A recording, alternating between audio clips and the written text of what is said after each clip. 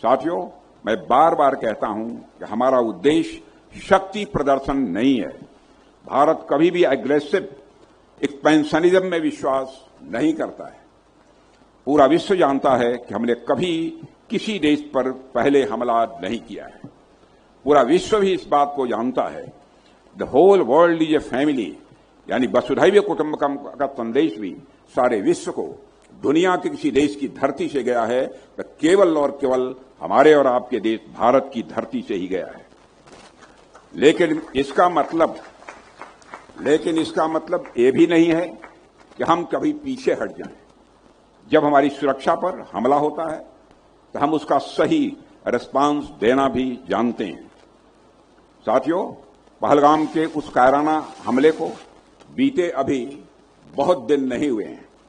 धर्म पूछकर निर्दोष लोगों को आतंकवादियों ने मार दिया। हमारे मासूम नागरिकों पर किया गया यह हमला हमारे लिए एक चैलेंज था, लेकिन हमने बिना उत्तेजना के बहुत सोच समझकर एक इफेक्टिव और एक प्रिसाइज रेस्पॉन्स दिया। हमने ऑपरेशन सिंदूर चलाकर आतंकवादी ठिकानों को जड़ से खत्म करने का संकल्प लिया और उसको अंजाम भी दिया। और मैं कहना चाहता हूं, यह ऑपरेशन अभी समाप्त नहीं हुआ है, यह फिलहाल स्थगित है, यह केवल एक पॉज है। और मैं इस सक्सेसफुल ऑपरेशन सिंदूर के लिए अपनी तीनों सर्विसेज को, तीनों सेनाओं को, इनके प्रमुखों को, सारे सैनिकों को, अधिकारियों को अपनी तरफ से हार्दिक बधाई देना चाहता हूं।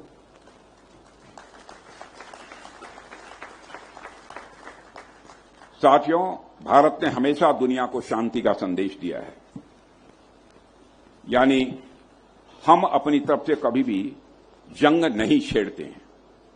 यह भारत का इतिहास बतलाता है।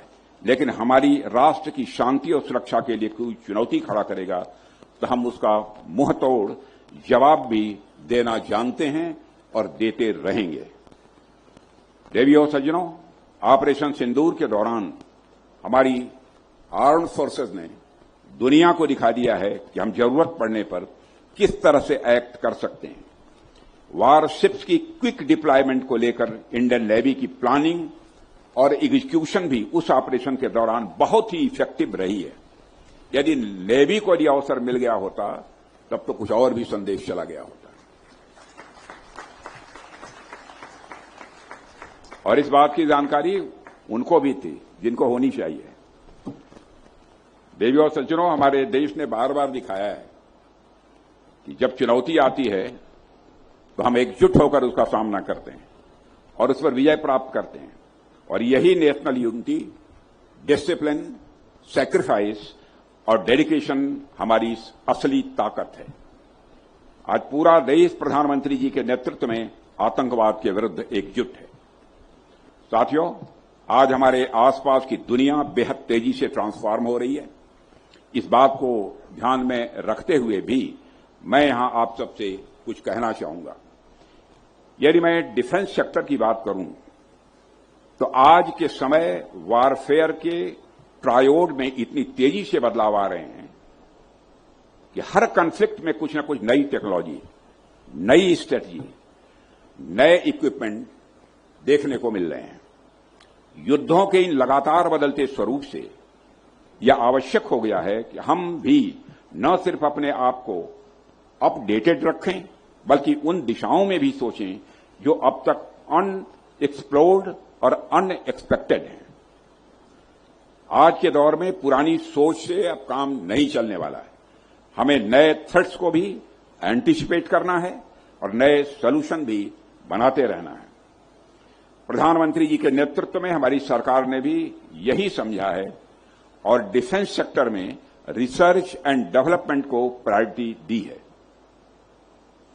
पहले जो हाई टेक इक्विपमेंट सिर्फ गिने चुने देशों के पास थे, अब हम खुद उसे डिजाइन और मैन्युफैक्चर भी कर रहे हैं। आज हम एक फ्यूचरिस्टिक विजन के साथ अपनी आर्म्ड फोर्सेस को मजबूती प्रदान कर रहे हैं। यह आत्मनिर्भर भारत अभियान की बड़ी अचीवमेंट्स है, ऐसा मैं मानता हूं। आज हम अपनी आत्मनिर्भरता के ध्वज के तले सिर्फ लैंड, सी और स्काई को ही नहीं, बल्कि space, cyber space, economic space और सोशल स्पेस को भी प्रोटेक्ट कर रहे हैं।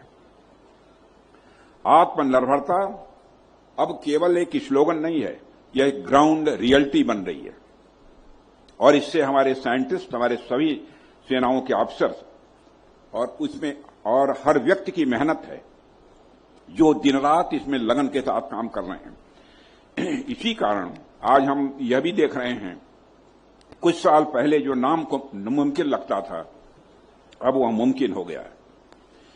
मैं आज इस अवसर पर Mazagon dock ship builders limited को, garden reach ship builders and engineers को विशेष बधाई देता हूं।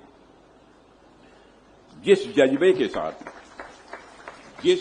के साथ, जिस मेहनत और लगन के साथ आप लोगों ने आईएनएस उदयगिरी और आईएनएस हिमगिरी को तैयार किया है, वह अपने आप में इनक्रेडिबल है। इसके अलावा जिस तरह से आपने इंडिजिनस डिजाइन को मैन्युफैक्चर करके यह state of the art warship तैयार किया है, वह काबिले तारीफ है। आपको और आपकी पूरी टीम को मैं अपनी तरफ से हार्दिक बधाई देता हूं। आपकी टीम ने सिर्फ एक जहाज नहीं बनाया है, बल्कि इनोवेशन और सेल्फ रिलायंस की एक आपने मिसाल कायम की है। हमें इस बात पर गर्व है कि Mazagon dock ship builders limited और garden reach ship builders and engineers जैसे संगठन हमारे देश में हैं, जो अपनी एक्सपर्टीज और डेडिकेशन से ग्लोबल स्टैंडर्ड्स को टक्कर दे रहे हैं। मैं यही चाहूंगा कि आप लोग इसी तरह से और भी प्रोजेक्ट्स हाथ में लें और आगे बढ़ें और देश के मैरीटाइम स्ट्रेंथ देने में और भी बड़ी भूमिका निभाएं।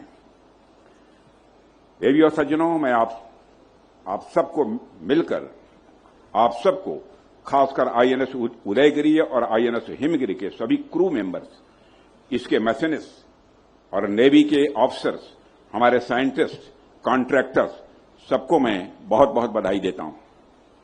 हमारे इंजीनियर्स, टेक्नीशियंस, प्लानर्स, सबने मिलकर टीम वर्क और कमिटमेंट का एक बेहतरीन एग्जाम्पल पेश किया है। यह सब आसान नहीं होता है जिसे आपने कर दिखाया है। देखने में तो ये सिर्फ वारशिप्स हैं, लेकिन उनके पीछे हजारों, बल्कि मैं कहूं कि लाखों कंपोनेंट्स लगे हैं और उनके पीछे हजारों की संख्या में वर्कर्स की मेहनत लगी है। उनमें से तो ज्यादातर लोग यहां मौजूद भी नहीं हैं, लेकिन इससे उनका महत्व कम नहीं हो जाता है। मैं देश की तरफ से, सरकार की तरफ से इन वारशिप्स को इस रूप में लाने तक अपना योगदान देने वाले सभी व्यक्तियों के प्रति आभार व्यक्त करता हूं और आप सभी को मैं हार्दिक बधाई देता हूं। आइए हम सब मिलकर यह संकल्प लें कि हम यहीं नहीं रुकेंगे। हम लगातार खुद को अपग्रेड करेंगे और अपनी सेना को बेस्ट पॉसिबल इक्विपमेंट देंगे और देश की सुरक्षा के लिए हमेशा कमिटेड रहेंगे।